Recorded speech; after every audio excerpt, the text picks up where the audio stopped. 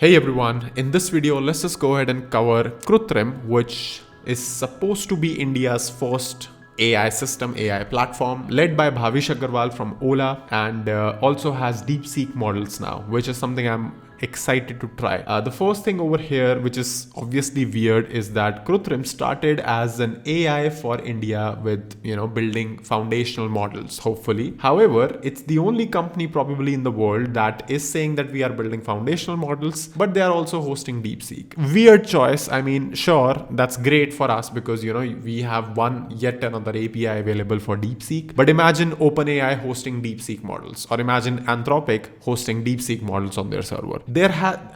Most platforms that you see, Together.ai, for example, or any other platform that provides these AI models, they are just in the business of that. Most of them, as far as I know, are not developing a native, like a foundational model themselves, right? So this is a weird decision to start off with. But again, as a consumer, I can't complain. But right out of the box, if you start using this interface, you will see a few things are already broken, right? I started to explore a bit before I even pressed the record button, and I found one link already broken. So if you go into your profile and click on this developers, the link's just 404s, right? Which is, I don't know, why would you want something like that? And if you are shipping something, why would you not check it? The hover, very small things, but it goes to show that there is either no UI UX developer, or the person who is developing front end doesn't care about details. If I hover over this, I'm not sure if you can see, but you can see this is broken, right? So why is this part not getting the grayish color when it's hovered? Very small things, attention to details matter. I can pretty much say that, if you go to OpenAI or even DeepSeek, you would not probably find these weird broken bugs. Again, I'm saying this from a point of view where I want Krutrim to improve, because I want people, not only just Indian people, but also maybe international people using Krutrim and the APIs. But a system like this, in today's time, when we have companies like DeepSeek, OpenAI, Anthropic, and all of these 11 labs, all of that, and if this is the product we are putting into the international market, we are going to lose. But anyway, continuing on, let's just say if I write hello, for example, so it responds me with a very standardized template. If let's just try shorter, doesn't do any change in the response. If I try longer, doesn't do any change in the response either. So, not sure why that exists, and after third option it even goes away. So there's that. What can you do? I can chat with you. Okay. The model is also not very smart. They have done a lot of hacks to, for example, anything I ask regarding OpenAI, it's rejected during a while, due to a violation of terms of use. Are you OpenAI? It rejects. If I try to do something smart, it just gives a very dumb response. So in general, the model which they are using, it's not good at all compared to what we have today. So there is absolutely no use of using Krutrim AI's model for any general task when chat.openai.com is free, DeepSeek is free. A lot of these models which are good enough are free. So that's number one. Next thing I want to try out is DeepSeek itself. Let's try to see what they are doing. So on this AI page itself, if you look at this hosting DeepSeek at the lowest price, this is a photo, right? The least you could do is just put a text and a real button over here. Looks a bit weird, but sure. So over here, you can see that DeepSeek R1 is 45 rupees for 1,000,000 tokens, and DeepSeek R1 Distill Llama 70B is 40 rupees per 1,000,000 tokens. So I'm assuming that this over here is the real R1, right? It's not a quantized version. It's not a distilled version. And if that is the case, then this looks very stupid, because you have only 5 rupee difference between a distilled version and a real version, because that doesn't make a lot of sense. Let's try to use DeepSeek. I do believe I have an account on their API platform. And again, the whole UI is very bad in terms of if I click on this login, there is no, you saw that, right? I got that on the video. So I was pressing the login button. First of all, it showed me that there is no option, unable to log in, and then it suddenly logged me in. So while I'm waiting for response, I'm getting weird errors at all times, unexpected token. I don't know what's going on with their API, but this is clearly not how you build a world-class product, right? Come on. And my account has been logged for 10 minutes because I just pressed resend for once. So I don't know what's going on. This is extremely inconvenient as a person. Yeah, so over here, I just inspected Element and I just deleted their OTP flow because the rest of the website apparently is working fine. But over here, if you see now in the catalog of models, now you can see that this DeepSeek R1 is 4-bit quantized and rest of the other models as well, which is not correctly advertised on their own landing page, right? So if you go on Krutrim AI, if you go for this explore more, if you go into this link that Bhavesh provided, you can see that over here, they just have DeepSeek R1. They don't say it's 4-bit quantized. So that's a straight up lie, which you will only figure out when you sign up and you are inside their models page. They do have DeepSeek R1, but it's stuck at coming soon, and it's also not available right now. So we don't know if it would be priced at 45 rupees per million tokens. Because if you actually look at DeepSeek's R1 pricing, you will see that the actual API that DeepSeek itself provides is the lowest cost so far, which is 14 cents per million token as input and 2.19 USD per million tokens as output. Krutrim, on the other hand, does not give that breakdown at all. So if you go into their pricing, for example, it just says 40 rupees per million tokens, and that's also introductory launch price. No idea what's going on. Is this input tokens? Are these output tokens? What is this price exactly? And even if you compare it with this right now, let me just see over here. So if we do 0.55 USD per million tokens, it comes out to be 47 rupees. It is giving you 45 rupees. So I'm assuming this is going to be input tokens, not output tokens. But given that this DeepSeek R1 indeed is a distilled model which is running, it's not the real model, then how can you claim that DeepSeek is in the tweet itself pricing lowest in the world? It's not lowest, because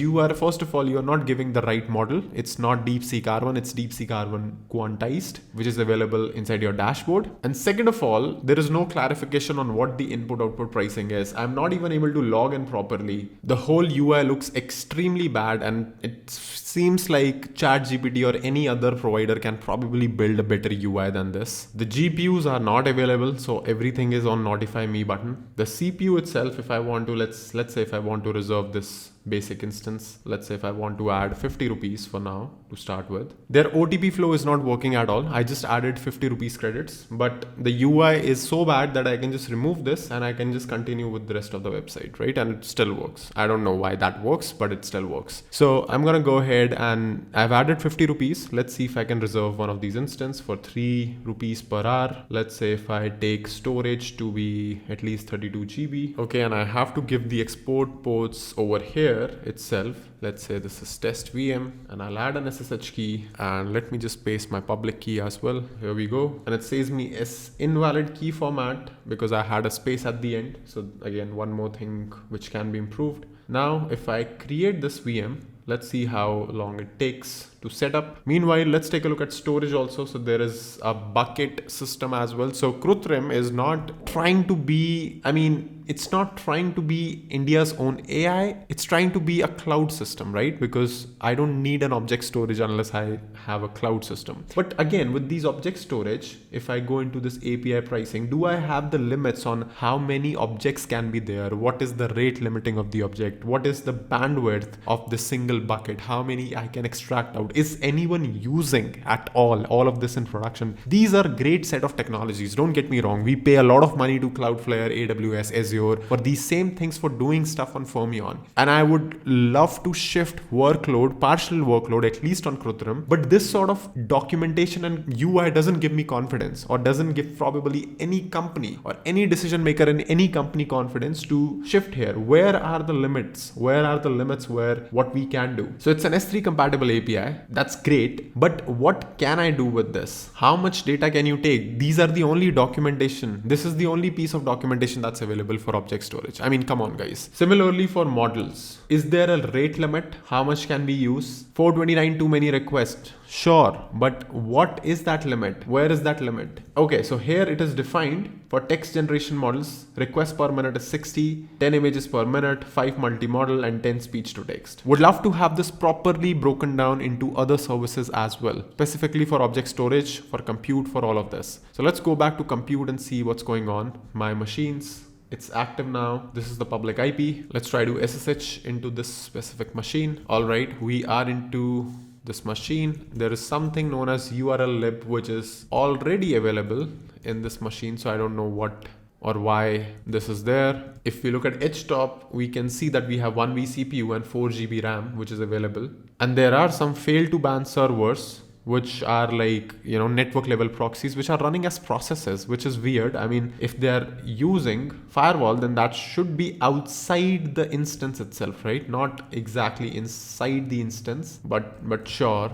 Okay. What I also want to quickly do is run a basic speed test on this, just to see like how much network or how much bandwidth we have probably available on a given instance, because again, I am not sure if that is available. Do we have compute over here? So we don't have documentation for compute apparently. If I go into my machines, let's say if I look at how to connect, that's not something I need. So anyway, let's just try to run speed test over here after I have installed it. Let's see how much bandwidth we are getting. So this is crazy good. I think I was not expecting that we will have a 7.2 Gbps line and 3.5 Gbps line on this instance available. Now there could be a couple of reasons for this. First one is that because they don't have a lot of usage right now, and they have one or two like 10 GB or 50 GB gigabit line available, and I'm probably using all of that right now, so that's good. But if it's a dedicated line, if we are getting like 5 gigabits, 7 gigabits on this instance, this speed is really good. So I mean, like, credit where it's due, this is like really good. So that's good to know. I mean, still I would appreciate like if we have some more information, if this is a dedicated line or this is like an up to speed. It will change if there are more people using it, and so on and so forth. Because see, until and unless we don't have a lot of information about how all of this is happening, it's very hard to bring any sort of meaningful production load on these systems, right? And it's good. I would really want to pay 3 rupees an hour, because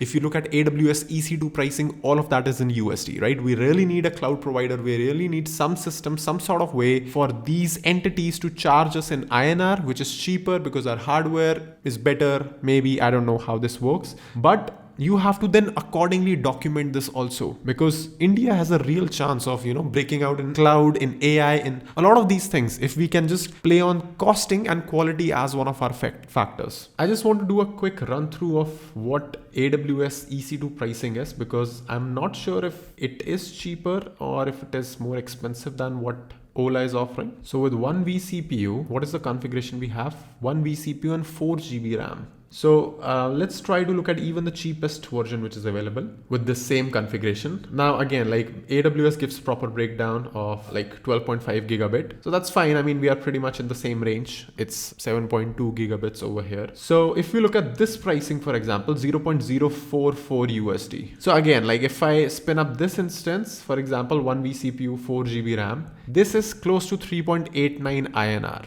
right? Ola, it's at 3 rupees per hour. Now, if I have an option between doing an M8G medium, which has a lot of information, it comes with AWS infrastructure backbone, it has like a speed guarantee, I'm understanding what EBS storage, all of that is, I am okay to pay 89 paisa extra compared to so much unreliability on what the architecture is. I have no documentation, what the network speed is. Sure, if I have something that is so unimportant, like some sort of backlog processing or transcoding or something, then I can probably throw all of that on this. But until and unless I am going through that, I would probably still stick to AWS or any of these providers, right? GPUs are not available, pods are not available at all, so that's okay. Then there are a few more things like doc intelligence, which is available. Maps is something which is available. AI solutions, medical imaging, I don't know why would you need that as a service directly, but sure. Then what else we have? Let's also try to create a bucket. Let's just to see. Test code dam bucket,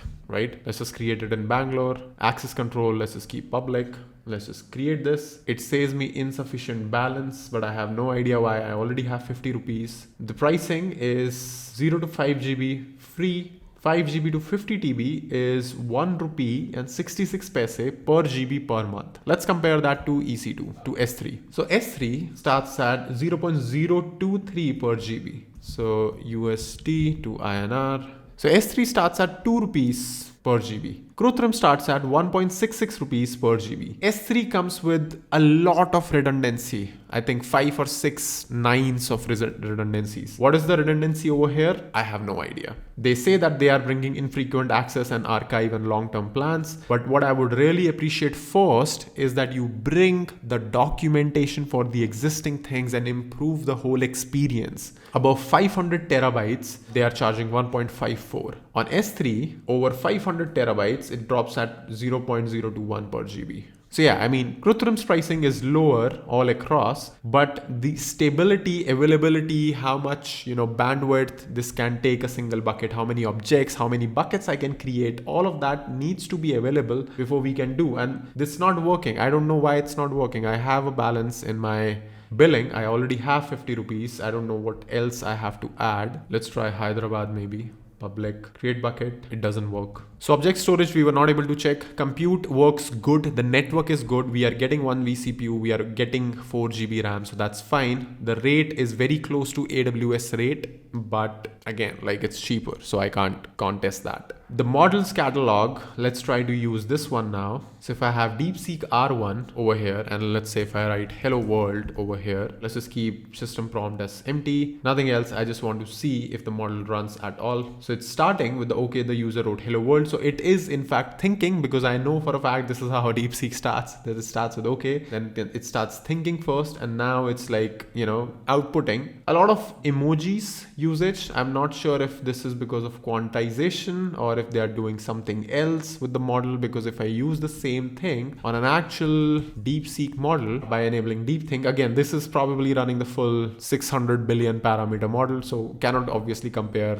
the output here versus here, and it'll probably not even work because the amount of traffic they are getting, they're probably just down almost all the time. But still, this is good if they are able to host at least some sort of quantized version, some sort of real version if it is available, then that would be good. If I try the Spectre version and if I run this, it's obviously faster, it's not thinking anything, it is also going to be dumber than DeepSeek R1. Okay, no, I think they are running the right thing, because in Hello World on DeepSeek also it is giving a lot of emojis, so that was the same thing, right, with the model that I created here. So yeah, I mean, the progress isn't saved. This time it did not think for some reason. I don't know why. So it's a little bit weird what they're doing internally. I'm not exactly sure. See, this whole thing is promising, but this whole thing seems like a suite of incomplete tools combined into one, with very minimal or no documentation, with very minimal or no information on how this whole thing is working. What is the availability, durability of the system? What are the limits in place? They have put in some limits for models at least, but what about other things? Compute, storage. I was not even able to try this storage product they have. Where is the documentation? What is the durability that you're giving in this? A lot of things needs to be answered. This could be a really, really good and powerful platform, but you need to get the fundamentals and the basics right. And if you are copying AWS, then at least copy them properly, right? At least start with the documentation that they provide. Start with the experience that they provide. I don't think a lot of things over here are necessary. Doc intelligence, for example, it's not necessary. Let's perfect the first few products: compute, storage, and AI. These 3 products themselves are like huge things in general. A lot of people will be willing to shift from AWS to Krutrim AI or Krutrim Cloud, whatever they want to call it, if they provide competitive rates, if they provide better rates, and if they provide better service. But that is historically has been extremely hard to pull off, because how hard it is to maintain data centers and availability and durability and all of that. So yeah, that's my honest feedback. That's my honest review of Krutrim Cloud and Krutrim AI in general. A lot of things that needs to be improved, a lot of things that can be added. DeepSeek R1 can be added. It's not available, but it is advertised on the marketing page, so would love to see that. That's all for this one. Let me know in the comments what do you think. I will see you in the next video really soon.